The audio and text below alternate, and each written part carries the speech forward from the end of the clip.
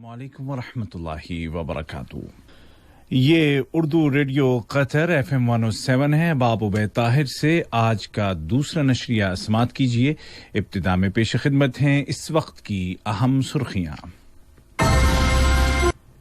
صاحب سمو امیر شیخ تمیم بن حمد آل ثانی نے سینٹ کٹس اینڈ نیویز کے گورنر جنرل کو ان کے ملک کے یوم آزادی کے موقع پر مبارکباد کا برقی پیغام ارسال کیا. نائب وزیر اعظم و وزیر مملکت برائے امور دفاع نے اٹلی میں قطر کے لیے تیار کیے گئے ایک جنگی جہاز اور ایک گشتی تیز رفتار کشتی کو لانچ کیا ہے. اور وزیر صحت نے کہا ہے کہ قطر میں رہنے والے تمام افراد کو محفوظ اور اعلی معیار کی طبی کیئر فراہم کی جا رہی ہے اور کووڈ-19 سے ریکور ہونے والوں کی تعداد ریکارڈ حد تک پہنچ گئی ہے. اور اب پیش خدمت ہے اردو ریڈیو قطر سے آج کا دوسرا مفصل نشریہ. بسم اللہ الرحمن الرحیم.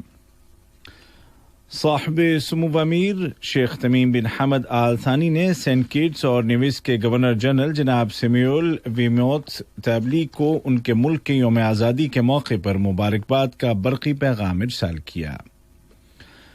نائب امیر شیخ عبداللہ بن حمد آل ثانی نے بھی اسی مناسبت سے سینٹ کٹس اینڈ نیویز کے گورنر جنرل کو تہنیت کا برقی تار روانہ کیا. وزیر اعظم و وزیر داخلہ شیخ خالد بن خلیفہ بن عبدالعزیز آل ثانی نے بھی سینٹ کٹس اینڈ نیویز کے وزیر اعظم جناب ٹیموتھی ہیریس کو ان کے ملک کے یوم آزادی کے موقع پر مبارکباد کا برقی پیغام روانہ کیا. نائب وزیر اعظم و وزیر مملکت برائے امور دفاع ڈاکٹر خالد بن محمد العطیہ نے اٹلی کے وزیر دفاع جناب لورینزو گورینی کے ساتھ ملاقات کی، جس کے دوران دونوں ملکوں کے مابین قائم فوجی اور دفاعی تعلقات اور ان کو مستحکم کرنے کے وسائل پر تبادلہ خیال کیا گیا. بعد ازاں نائب وزیر اعظم و وزیر مملکت برائے امور دفاع نے بحری جہاز تیار کرنے والی کمپنی فن کینٹیری کے شپ یارڈ کا دورہ کیا اور کارفٹ طرز کے قطر کے لیے تیار کیے گئے بحری جنگی جہاز الزبارہ اور مشیرب نامی تیز رفتار کشتی کی لانچنگ سیرمنی میں شرکت کی. اس موقع پر قطری بحریہ کے سربراہ میجر جنرل عبداللہ حسن السلیتی بھی ان کے ہمراہ تھے. جنرل السلیتی نے کہا کہ ان جہازوں کی شمولیت سے قطر کی سمندری سیکیورٹی مزید مستحکم ہوگی. وزیر بلدیات و ماحولیات انجینئر عبداللہ بن عبدالعزیز بن ترکی السبیعی نے کہا ہے کہ معاشرے کی سوچ سمجھ اور آگہی اور سرکاری اداروں کا تعاون دو ایسے بنیادی سپورٹر ہیں جن کی مدد سے صاف ستھری زندگی کے حوالے سے وزارت کے اسٹریٹجک پروگرامز اور مقاصد کو حاصل کیا جا سکتا ہے. عالمی یوم صفائی یا ورلڈ کلین اپ ڈے کے موقع پر بات کرتے ہوئے انہوں نے کہا کہ وزارت کے تمام شعبے اسٹریٹجک پروگرامز کے تحت کام کر رہے ہیں، جن میں جدید ترین ٹیکنالوجی اور باصلاحیت افراد کی کوششوں کو جمع کر دیا گیا ہے. انٹرنیشنل سیکیورٹی کونسل نے دوحہ میں 12 ستمبر سے شروع ہونے والے بین الافغان مذاکرات کا خیر مقدم کیا ہے. سیکیورٹی کونسل نے مذاکرات کے پہلے راؤنڈ کے لیے سہولیات کو مہیا کرنے پر ریاست قطر کا شکریہ ادا کیا اور افغانستان کے حوالے سے تمام علاقائی اور بین الاقوامی شراکت داروں کی ان کوششوں کا خیر مقدم کیا جو افغان مذاکرات کو آسان بنانے اور امن معاہدے تک پہنچنے کے لیے تمام فریقوں کی مدد کے لیے کی جا رہی ہیں.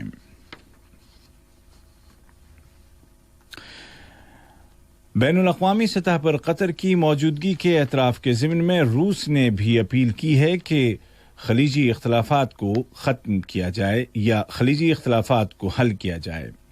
روس کے وزیر خارجہ جناب سرگئی لیوروف نے کہا کہ گلف کرائسس کو حل کرنے کے لیے روس ثالثی کی کوششوں کے لیے تیار ہے. قطر کی وزیر صحت ڈاکٹر حنان محمد الکواری نے مریضوں کی سلامتی کے متعلق قطر کے چھٹے سلامتی ہفتے کے دوران اس انہوں نے کہا ہے کہ یہ ہفتہ اس امر کا اظہار ہے کہ قطر یہاں رہنے والے تمام افراد کو محفوظ اور اعلیٰ معیار کی میڈیکل کیئر فراہم کرنے کا پابند ہے۔ مریضوں کی سلامتی کے متعلق منائے جانے والے چھٹے قطری ہفتے کی تقریبات کے اختتام پر وزارت صحت کی جانب سے منعقد کی گئی ایک کانفرنس کے موقع پر انہوں نے ان خیالات کا اظہار کیا۔ اس کانفرنس میں مریضوں کی سلامتی کے شعبے کے ماہرین اور نمایاں شخصیات کے علاوہ اس شعبے میں کام کرنے والے تقریباً 5000 افراد نے شرکت کی۔ وزارت صحت نے اعلان کیا ہے کہ آج 19 ستمبر 2020 کو ملک میں کووڈ-19 کے 229 نئے معاملے درج کیے گئے ہیں، جبکہ مزید 267 کنفرمڈ پیشنٹس صحت یاب ہو گئے ہیں، اور اس طرح قطر میں اس بیماری سے ریکور ہونے والوں کی مجموعی تعداد بڑھ کر 1,20,089 تک پہنچ گئی ہے۔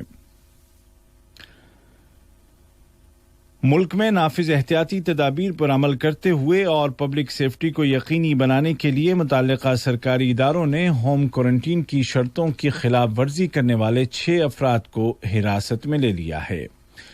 ان افراد نے ایک عہد نامے پر دستخط کیے تھے جس میں صاف لکھا ہے کہ خلاف ورزی کی صورت میں ان کے ساتھ قانونی باز پرس کی جائے گی۔ کویت کے دیوان امیری نے اعلان کیا ہے کہ امریکی صدر ڈونلڈ ٹرمپ نے امیر کویت شیخ صباح الحمد الجابر الصباح کو چیف کمانڈر کے رتبے کے ساتھ ملک کے بڑے فوجی اعزاز سے نوازا ہے۔ اس اعزاز کو امیر کویت کی نمائندگی کرتے ہوئے ان کے بڑے بیٹے شیخ ناصر صباح الحمد الجابر الصباح نے وصول کیا۔ وائٹ ہاؤس نے کہا کہ امیر کویت کو یہ اعزاز ان کی انتھک اور عظیم کوششوں کے اعتراف میں دیا جا رہا ہے، اور سن 1991 کے بعد پہلی بار کسی کو اس اعلیٰ فوجی تمغے سے نوازا گیا ہے۔ یہ خبریں آپ اردو ریڈیو قطر FM 107 سے سن رہے ہیں۔ امریکہ کی جانب سے اس طرح کے اشاروں کے دوران کہ مزید ممالک بھی اسرائیل کے ساتھ امن معاہدے میں شامل ہوں گے، متحدہ عرب امارات اور بحرین اسرائیل کے ساتھ تعاون کے لیے کئی شعبوں میں معاہدے کرتے ہوئے اس راہ میں آگے بڑھتے جا رہے ہیں۔ یاد رہے کہ ابوظبی اور منامہ نے رواں ماہ کی 15 تاریخ کو وائٹ ہاؤس میں امریکی صدر کی سرپرستی اور موجودگی میں اسرائیل کے ساتھ ایک معاہدے پر دستخط کیے تھے۔ لیبیا سے آنے والی خبروں کے مطابق ملک کے پیٹرول پلانٹس میں کئی مہینوں کے توقف کے بعد دوبارہ کام شروع ہونے کے حوالے سے ایک اتفاق رائے ہو گیا ہے۔ وہیں ایسی اطلاعات بھی آ رہی ہیں کہ اس ملک میں جاری بحران کا سیاسی حل بھی قریب آتا جا رہا ہے، اور ملک کا اقتدار سنبھالنے اور ملک کا نظم و نسق چلانے کے لیے نئی متحدہ انتظامیہ تشکیل دی جا رہی ہے۔ ترکی کے صدر جناب رجب طیب اردوغان نے کہا ہے کہ ان کا ملک مشرقی بحیرہ روم میں جاری کشیدگی کو حل کرنے کے لیے یونان کے وزیر اعظم کے ساتھ مل بیٹھنے کے لیے تیار ہے۔ انہوں نے کہا کہ ایتھنز کے ساتھ حالیہ تنازع سے نمٹنے کے لیے انقرہ نے سفارتکاری کے آپشن کو ہی منتخب کیا ہے۔ اور ایرانی فوج یا پاسداران انقلاب کے کمانڈر جنرل حسین سلامی نے کہا ہے کہ ان کا ملک صرف زبانی جمع خرچ تک محدود نہیں رہے گا، بلکہ پوری طاقت کے ساتھ اور مناسب اور تباہ کن انداز میں ہر اس حملے کا جواب دے گا جس میں ان کی سرزمین کو نشانہ بنایا جائے گا۔ انہوں نے دھمکی دی کہ وہ القدس بریگیڈ کے کمانڈر جنرل سلیمانی کے قتل میں ملوث افراد سے بدلہ لے کر رہیں گے۔ آج کا دوسرا مفصل نشریہ ختم ہونے سے قبل اس وقت کی اہم سرخیاں ایک مرتبہ پھر سن لیجیے۔ صاحب سمو امیر شیخ تمیم بن حمد آل ثانی نے سینٹ کیٹس اینڈ نیویز کے گورنر جنرل کو ان کے ملک کے یوم آزادی کے موقع پر مبارکباد کا برقی پیغام ارسال کیا۔ نائب وزیر اعظم و وزیر مملکت برائے امور دفاع نے اٹلی میں قطر کے لیے تیار کیے گئے ایک جنگی بحری جہاز اور ایک گشتی تیز رفتار کشتی کی لانچنگ سیریمنی میں شرکت کی اور وزیر صحت نے کہا ہے کہ قطر میں رہنے والے تمام افراد کو محفوظ اور اعلیٰ معیار کی میڈیکل کیئر فراہم کی جا رہی ہے اور کووڈ-19 سے ریکور ہونے والوں کی تعداد ریکارڈ حد تک پہنچ گئی ہے۔ اردو ریڈیو قطر FM 107 سے آج کا دوسرا مفصل نشریہ اپنے اختتام کو پہنچا۔ ہمارا اگلا نیوز بلیٹن کل صبح ٹھیک 9 بجے پیش کیا جائے گا۔ آج کے اس بلیٹن کو آپ تک پہنچانے میں ہماری تکنیکی معاونت کی احمد الحمادی نے۔ السلام علیکم ورحمۃ اللہ وبرکاتہ۔ یہ اردو ریڈیو قطر